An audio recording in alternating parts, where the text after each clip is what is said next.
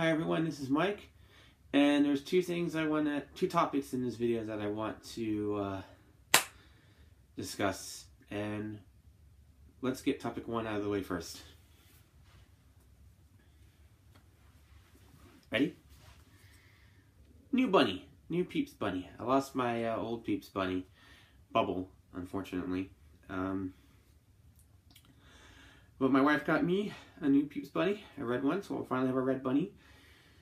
And it's adorable, and it's my first plush Peeps, so I'm really happy about that. And now on to my second topic, which is the main topic of this video, and that is my impressions of Horizon Zero Dawn for the PS4. And that is that so far, this game is different in the sense that it doesn't hold your hand. And this is the first game in a long time that doesn't do that.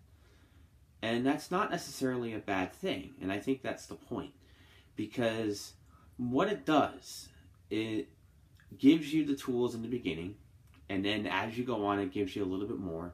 And it's going to continue to give me a bit more as I go on, as I level up and discover new things. But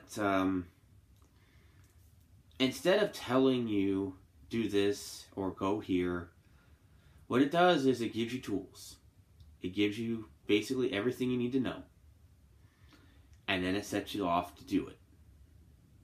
But when a challenge arises, it doesn't tell you exactly what you need to do. Because it already gives you, because it's already told you everything you needed to know, you have to figure out what you need to do on your own. And you have to be able to make adjustments and figure out exactly, and you have to improvise at certain times. Okay, do I need to set a trap? Do I need to use which arrows? And do I need to craft at this time? Should I do this, or do I need to do that? Do I need to track? That type of thing. Like, for example, I decided to attempt to get on the tall neck. But you can't just jump on it. You have to find where, you have to find a place to jump onto it, a high point. But there are enemies there you have to deal with first. But you don't want to lose the tall neck. But in order to do that, you have to figure out the fact that you can track its pattern, its walking pattern, just like you can with watchers. So it's things like that you think. In other words, things that you learn how to do, you can use on other enemies. Also, you can hack enemies. You can improvise in situations like throw rocks. If you don't like where the enemy's patterns are, you can throw rocks and get them to go to your tripwire if your tripwire is not working the way you want it to. And also, I like the fact that you can see where your enemy's patterns are, and you can, and instead, and I initially thought that it gives you the answers, and initially it does, but it actually creates new challenges and creates new opportunities for you. So yes, it's not as easy as most games, but it doesn't mean that it's difficult like a Souls game either. It just means that you have to think a little bit more. And this is one of those games that I think that it's not going to be necessarily for everyone, but it is for more people than you might think. And I think that's to its credit. So it is going to require more patience than for some people, but it's not a Souls game. It's not overly hard. It's not like a Metal Gear Solid type thing. It's somewhere in the middle, I think. It's somewhere between too hard and too easy. It's not too easy. It's not too hard. It's right in the middle. It's right in that sweet spot where anybody can do it if they put effort into it. I think that's where this game lies, and I think that's to its credit. At least that's where it is so far. It could change Now, obviously, there's different levels. You know, you have to level up. I mean, there's missions I'm not even going to try yet because I'm not at that level. And there's certain things that... and also, I love that you can ride enemies that you hack. It makes traversing so much easier and far less stressful.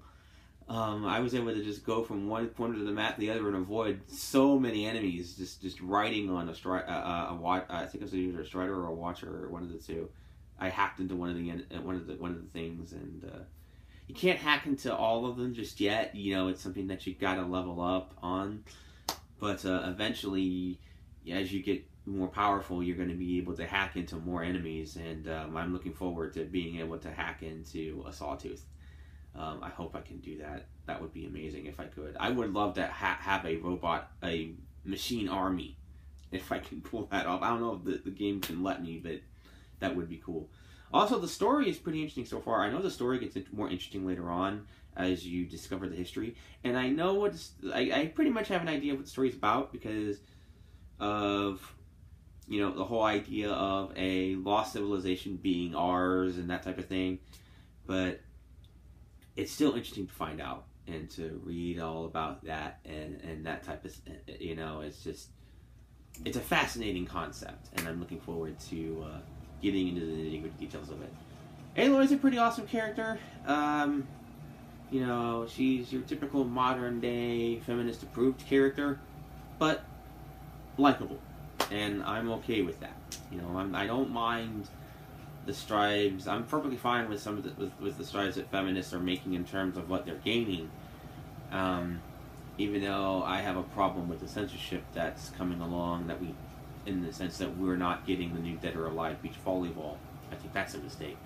But as far as, you know, getting characters like Ellie and games like Gone Home and characters like Aloy, I think that's a plus. So feminism has done some good, people. You know, it's not all bad. You know, there are problems when it comes to censorship, but there's some games that we're getting good characters like this as well, and good games like this. You know, from Guerrilla, people who made Killzone. So there's some pluses also on that front as far as politics are concerned. Let's see what else. Man, it's just so satisfying. It's frustrating at times, and there were points where I did get mad at the game. But then there were points where I felt satisfied. There were points where I finally felt satisfied when I finally took down the Sawtooth, and when I finally got on a long neck. I couldn't believe it. It was like, wow, it was so cool. Anyways, that's my impressions of Horizon Zero Dawn so far. I'm enjoying it overall. I almost gave up on the game at one point, but I'm glad I did not. I'm glad I came back, and thank you for your support, guys, and keeping me on this thing, because it's worth it. This game is definitely worth it so far, and I will continue playing it. Hopefully, I will complete the main quest. I don't think I'm going to do all the side missions. I'll try to do some, but I definitely want to complete the main story, and I want to have it. I want to stream it live for all of you guys to watch for yourselves. So definitely check it out on Twitch. If you watch Playtime with Mikey Void on Twitch, it's twitch.tv/MikeyVoid. One word, MikeyVoid. MikeyVoid. One word, no caps, no spaces. Add me there. Watch the streams live whenever I post. Whenever I stream live, I post it on Facebook to let you guys know when it's over. I let you guys know when the stream ends in the comments section of that post. Anyways, so far so good for Horizon Zero Dawn. Hopefully, I'll be able to finish this thing. I don't know. There's a lot more to do in this game. There's a lot of content packed into this thing. So, yeah. We'll see what happens. And, story is intriguing. Characters are good. Gameplay is very, very, very well done. And challenging at times, but not too much. But definitely asks you to think, and definitely asks you to utilize everything that you've learned, and to improvise. And it doesn't hold your hand. It doesn't hold your hand. It doesn't punish you, but it doesn't hold your hand either. And that's my impressions of it so far. But definitely check it out. So far, again, it's not a review, it's just an impressions. But so far, so good. Stay tuned for more live streaming on Playtime with Mikey Boyd of this game, and I will see you all in future videos. So see you then. Bye.